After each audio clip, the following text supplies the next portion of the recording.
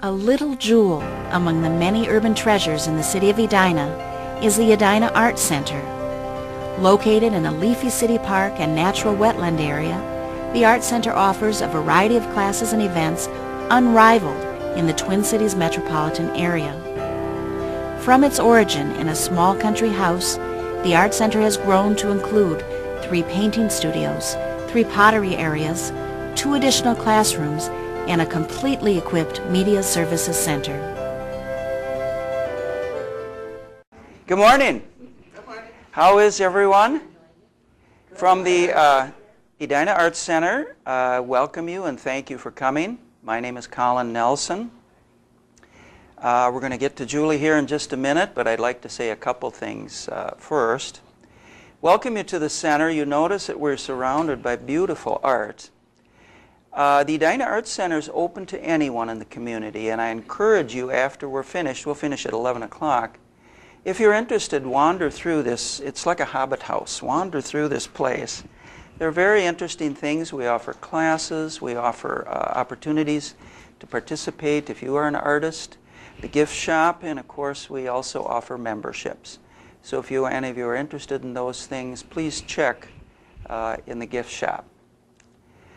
My name is Colin Nelson. I too am a writer, and I write suspense mysteries. My latest book just came out June 1st. It's called Fallout. It takes place here in Minnesota, and it's about a prosecutor who gets involved in a plot to blow up nuclear power plants.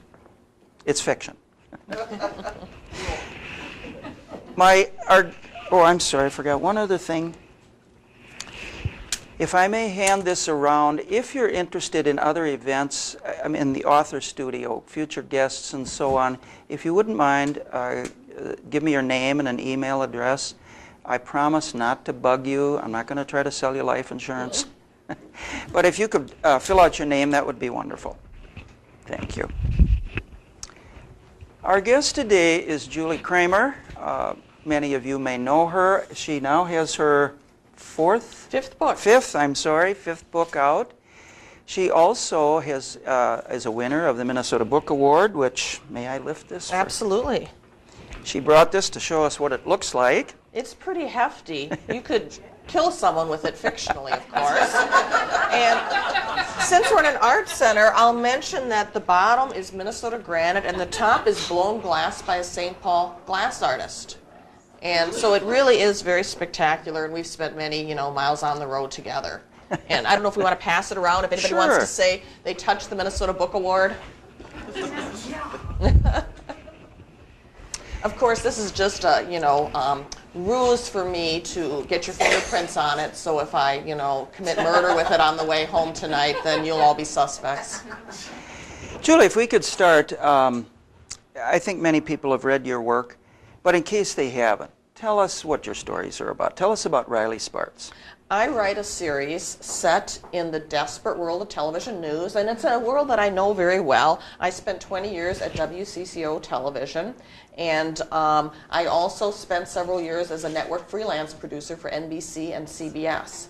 And I take readers, besides a good tale of suspense and mystery, I take people behind the scenes on what happens in a newsroom amid crime and chaos. And a lot of people tell me that after they read my books, they don't watch the news the same way, and I think that's a good thing. I like to think that, we're all critical viewers. Mm-hmm. How did you get started writing?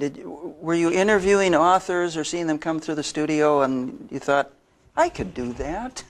How did you get started writing? Well, I think when you're growing up in an area where no one has ever written a book, it doesn't occur to you to try. But Minnesota is such a literary mecca. Yes. And, as you grow up, you start to see people around you having success with writing a book. And so it kind of inspires you to give it a try, too. Mm-hmm. I know during the time that I wrote news, a lot of times I'd find myself thinking, darn the facts. If it wasn't for these facts, boy, could I tell a heck of a story. But rules are rules, and when it comes to news, facts are paramount. But when I sat down to try and write fiction, I was surprised because I expected it to be easier. And I found myself missing the facts and craving the facts. And after a career of sticking to the straight and narrow, making stuff up kind of felt like cheating. So I had some issues I had to work through before I felt free enough to write fiction. But then I, learned that working in news is an excellent preparation for being able to write a novel. I mean, I already knew how to type fast. I could write lean and mean. I was good at deadlines, which is something that publishers, like. And I have literally interviewed hundreds of people in my career, many of them on the best or worst day of their lives. And I think that's helped me develop an ear for dialogue, which is something that a lot of writers struggle with. Right.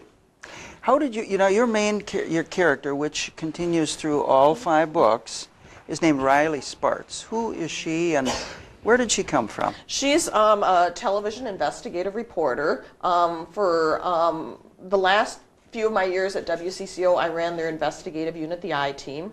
And in this particular case, while in the books I have the same protagonists from book to book, they're all self-contained.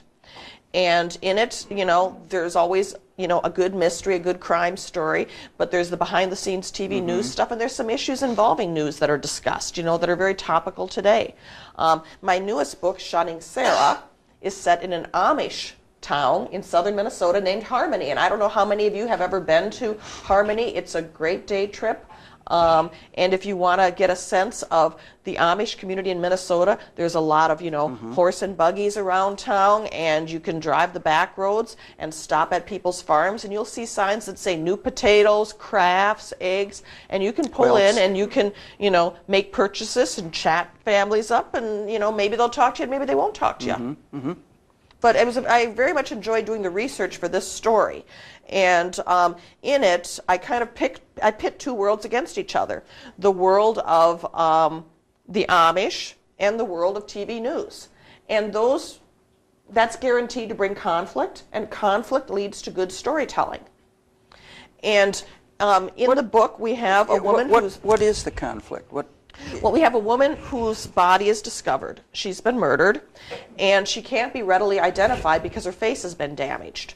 And, as you know from, working as a prosecutor and a criminal defense attorney, when it comes to investigating a homicide, a lot of times the first clue to finding the killer is to know the identity of the victim, because that gives you an idea about motive and opportunity. And in this particular case, a forensic artist is brought in to draw what she would have looked like were she alive. And the picture is broadcast, throughout the state on TV and in newspapers, and posters are put up, and she's eventually identified as an Amish woman, Sarah Yoder. And her family is outraged. Not as much that she's been murdered, but that her picture is out there. Because in the world of the Amish, a photograph or a picture of oneself is considered prideful and a violation of the biblical ban on graven images. They dress very plainly. Yes. Black, yes. And white. Minnesota is an old order Amish community. In fact, it's one of the fastest growing old order Amish communities. And those are the most conservative. They don't use buttons. They just use hook and eyes. And don't drive cars. They don't own cars. They will ride in a car if someone else is driving. But electricity is a big taboo. And when it comes to TV, the antenna, some Amish consider the antenna to be the devil's tail. And they consider the TV monitor itself to be the tongue of the devil. Were you able to get into some of their homes? I've spent a lot of time in southeastern Minnesota, northeastern Iowa, and I've seen those Amish farms and seen the people in the carriages. Were you able to make personal contact with them? Yeah, I did make some personal contact with it. Of course, I grew up in southern Minnesota, not all that far from there, on a family farm that we've owned for 135 years. I was the 4th generation to grow up on the farm. And what we have, some Amish lived down the road that my father was friends with. So as I grew up, I had some exposure to that community. But it wasn't until the 1980s that the Amish boom really happened in southern Minnesota, and that's when Ohio Amish came here because land prices were so much cheaper. What is the content? Don't tell us all about the story. I'm not going to spoil it for you. I'm not going to spoil it, Colin. How does that isolation play into the plot? Or why did you choose them?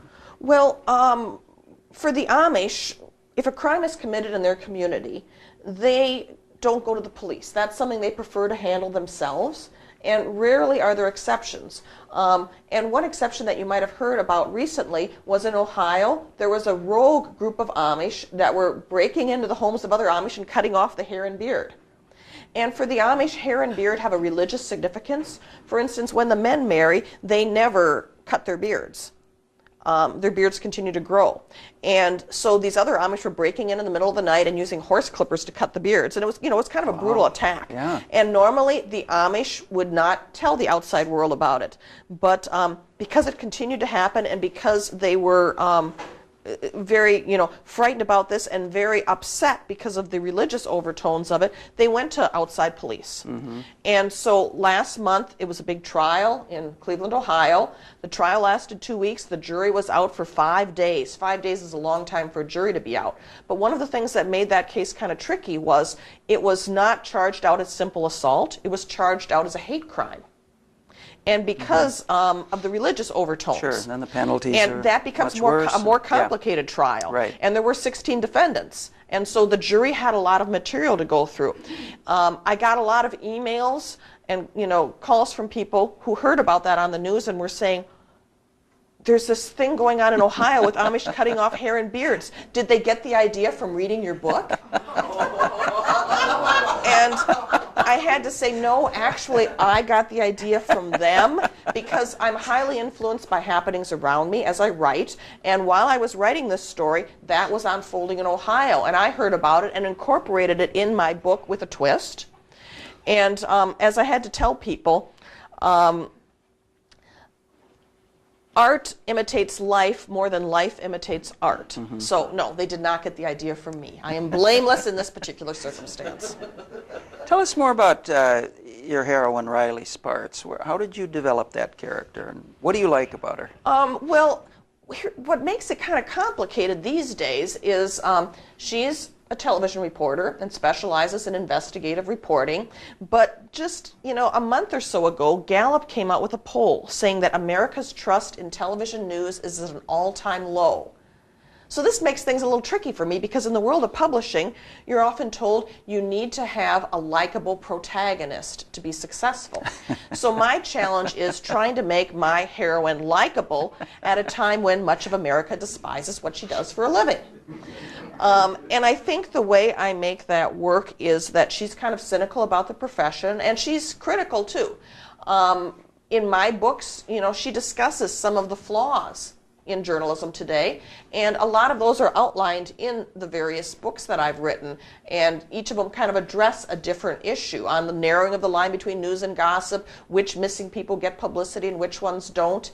And in Shunning Sarah, we talk about some of the speed-up processes happening in news and cutbacks in travel and cutbacks in staff in having what they call one-man bands when reporters shoot their own stories as opposed to having photojournalists with them, you know, as a team, and things like that that are happening within the profession. Let me ask you this. It's not necessarily about your, well, I suppose it could tie in with your writing. You've told me that the news industry is totally different from what it was when you were there. Well, there's just been changes, as there have been in a lot of professions. When the recession hit, a lot of, you know, cutbacks were made. And, you know, media is kind of in a little bit of a meltdown now, like, you know, like publishing is too, and like so many other industries are in. And when I worked there, sometimes we had the luxury of being able to devote a lot of time and a lot of money and a lot of manpower into long form stories that sometimes took months to produce.